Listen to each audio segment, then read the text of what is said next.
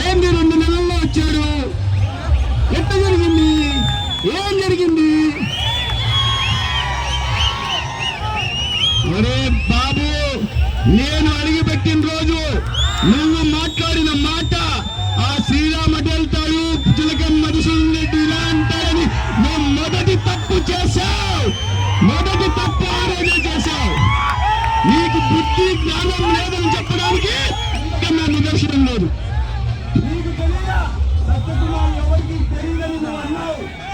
కానీ